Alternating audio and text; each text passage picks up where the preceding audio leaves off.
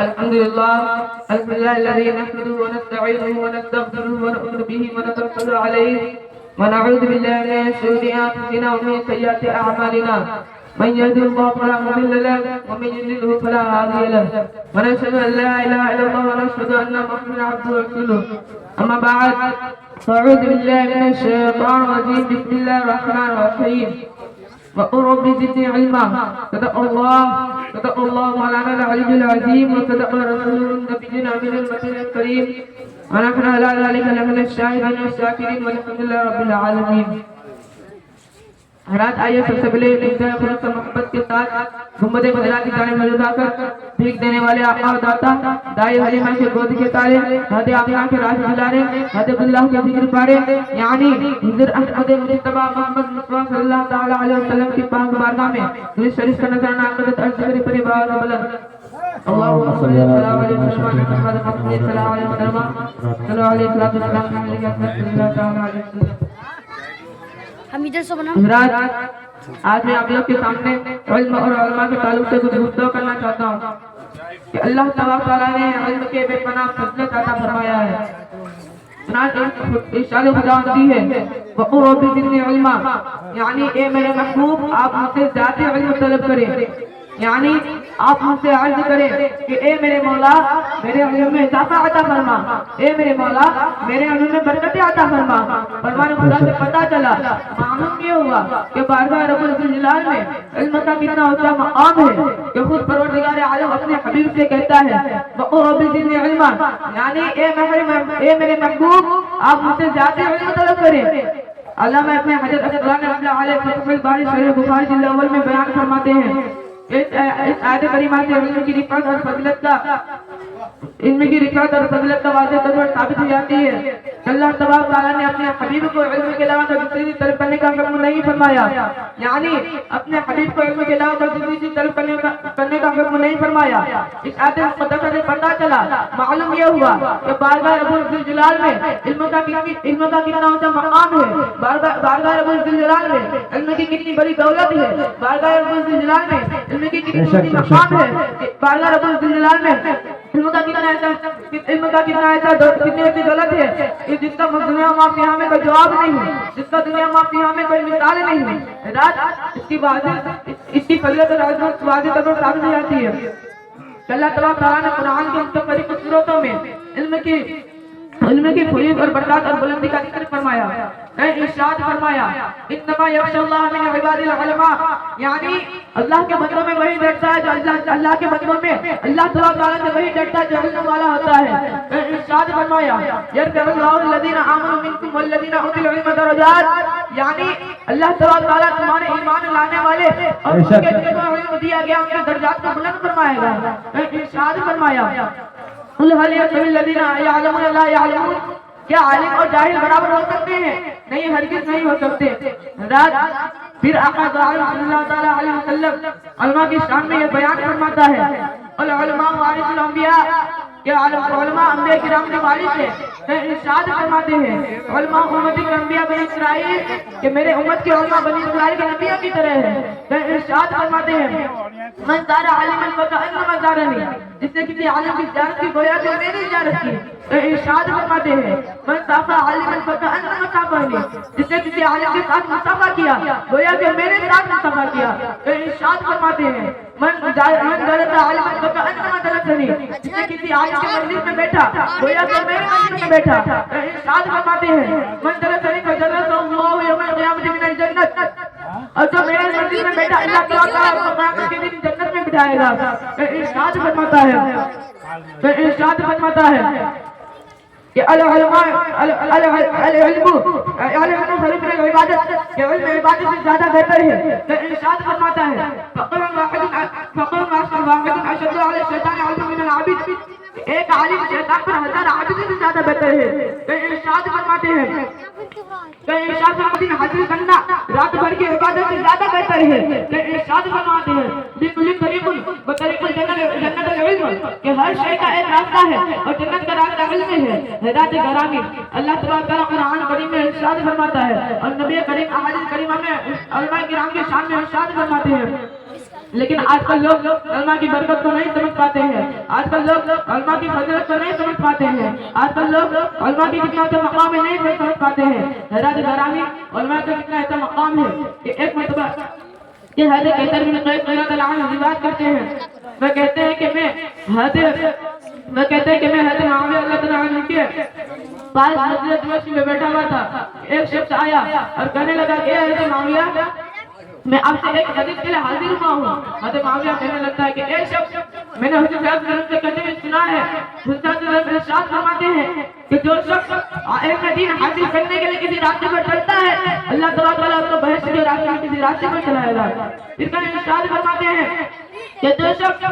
علم دین حاصل کر کے فرشتے علم دین اور طالب علم کے لیے اپنے پروں کو بچھا دیتے ہیں، تو ارشاد فرماتے ہیں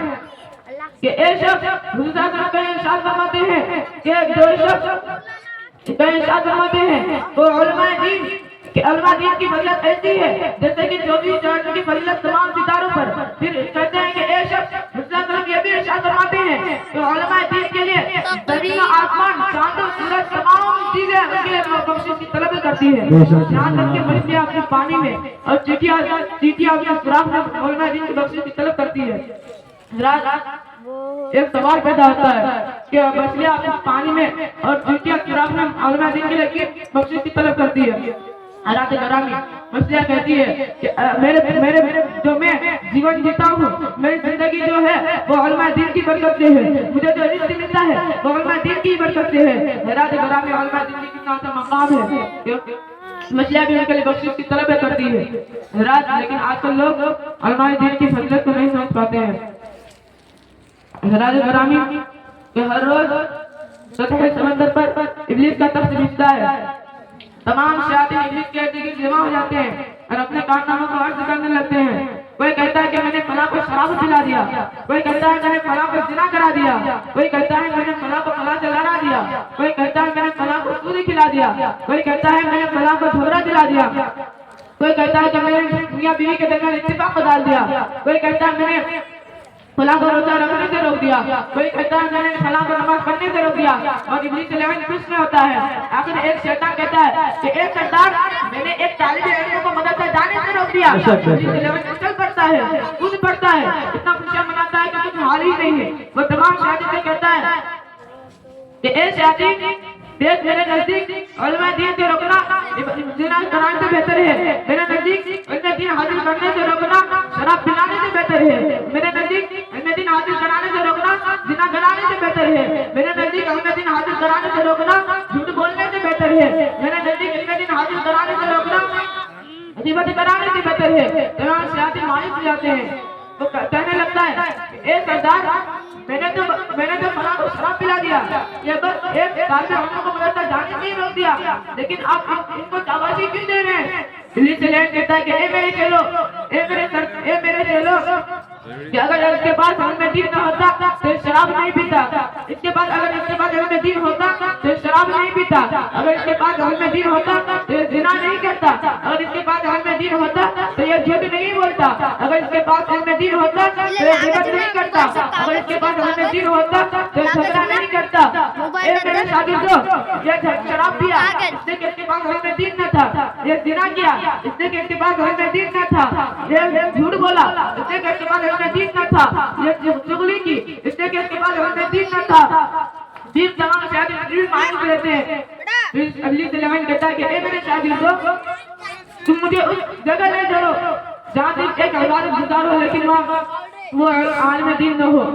پھر کہتا ہے کہ اے میرے شاگردو، مجھے اس جگہ بھی لے چلو جہاں پہ عالم دین ہو۔ تمام شیاطین صبح ہونے کا انتظار کرتا ہے، جب صبح ہوتی ہے تو تمام شیاطین ابلیس لیوان کے ساتھ ایک عبادت گزار کے پاس پہنچتا ہے۔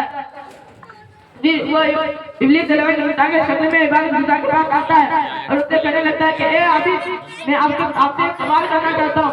عابد نے کہتا ہے کہ اے شخص، مجھے بہت جلد ہے، میں جلدی کر رہا ہوں، جو سوال پوچھنا جلدی سے سوال پوچھو۔ ابلیس لیوان کہتا ہے، ایک شیشہ نکالتا ہے اور عرض کرنے لگتا ہے اور کہنے لگتا ہے کہ اے عابد یہ کیا اللہ تبارک و تعالیٰ پورے دنیا کو اس سزا میں لا سکتا ہے؟ عابد سوچنے لگتا ہے، غور و فکر کرنے لگتا ہے، بات جب دل غور و فکر کر لیتا ہے تو کہتا ہے کہ کیا اللہ تبارک و تعالیٰ شیطان سے ہونے لگتا ہے، خوشیاں منانے لگتا ہے، پھر اگر اس کو ہمیں انتظار کرتا ہے تو اگر اس کو ہوتی ہے تو تمام شیاطین ایک عالم دین کے پاس پہنچتا ہے، پھر عالم دین کو بھی روک کر کہنے لگتا ہے کہ اے عالم دین کہ اللہ تبارک و تعالیٰ اس پورے دنیا کو اس شیشہ میں لا سکتا ہے؟ تو عالم دین جب سوچے سمجھے کہنے لگتا ہے کہ اے شخص مجھے تجھے دیکھ کر شیطان معلوم ہو رہا ہے، تو اللہ کی قدرت کا انکار کر رہا ہے، تو اس شیشی کے بارے میں کیا؟ اگر تو ایک سری کے قرآن سے برابر لے کر آ جائے تو اللہ تبارک و تعالیٰ پورے دنیا کو کیا جنت و بہشت چاند و سورج تمام چیزوں کو اس میں لا دے گا۔ میرا گرامی یہ ہے عالم دین کی برکت، یہ عالم دین رہنے کے وجہ سے کافی نہ ہو پایا۔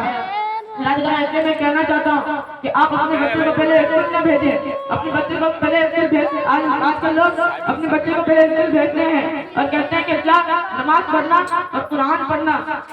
میں ان سے کہنا چاہتا ہوں کہ وہ قرآن پڑھے تو پڑھے کیسے، وہ نماز پڑھے تو پڑھے کیسے، جب اس کے پاس جبکہ اس کے پاس علم ہے ہی نہ، تو وہ میں جانتا ہوں کہ قرآن پڑھا جاتا ہے کیسے، جب اس کو معلوم ہی نہ ہو کہ سورہ فاتحہ کہتے تو کہتے کسے، جب اسے معلوم ہی نہ ہو کہ نیت کہتے تو کہتے کسے۔ راج گرامی اس لیے میں کہتا ہوں کہ آپ پہلے مدرسہ بھیجیں اپنے بچے کو، جب وہ مدرسہ جائے گا تو معلوم ہوگا کہ قرآن کس طرح پڑھا جاتا ہے، اور وہ مدرسہ جائے گا تو انہیں معلوم ہوگا کہتے ہیں کسے، جب وہ مدرسہ جائے گا تو انہیں معلوم ہوگا کہ کہتے ہیں کسے۔ اس لیے میں حضرات گرامی اس لیے میں آپ لوگ سے کہنا چاہتا ہوں کہ آپ اپنے بچوں کو سب سے پہلے مدرسہ بھیجیں، اسکول نہ بھیجیں، کیونکہ وہ اسکول میں جا کر کے وہ زیادہ سے زیادہ آفیسر بن سکتا ہے، زیادہ سے زیادہ ڈاکٹر بن سکتا ہے۔ بس یہ میں اتنا کہنا چاہتا ہوں کہ حضور صلی اللہ علیہ وسلم نے اپنے حضور صلی اللہ علیہ وسلم صحابہ کرام جان سے کرتے ہیں اے صحابی یہ دنیا مسلمانوں کے لیے قید خانہ اور کافروں کے لیے جنت ہے۔ اس سے میں کہتا ہوں کہ حضرات گرامی اس دنیا میں قید کی طرح زندگی جیلیں، اس دنیا میں قید کی طرح زندگی کو گزار دیں، کیونکہ جب اس دنیا میں قید کی طرح زندگی گزاریں گے تو آخرت میں آرام ہی آرام ہوگا۔ اس لیے میں کہتا ہوں کہ آپ اپنے بچے کو پہلے ڈاکٹر بنانے کے لیے نہ بھیجیں، اپنے بچے کو پہلے روپیہ حاصل کرانے کے لیے نہ بھیجیں، بلکہ علم دین سکھانے کے لیے بھیجیں، بلکہ علماء دین بننے کے لیے سیکھیں، کیونکہ جب علماء دین بنے گا تو آپ کو میدان محشر میں تمام لوگوں کے سامنے آپ کا سر پر تاج ہوگا۔ اس لیے میں کہتا ہوں کہ آپ اپنے بچوں کو مدرسہ بھیجیں تاکہ وہ علم کو سیکھیں، علم دین کو جانیں اور تمام حدیث مبارکہ جانیں۔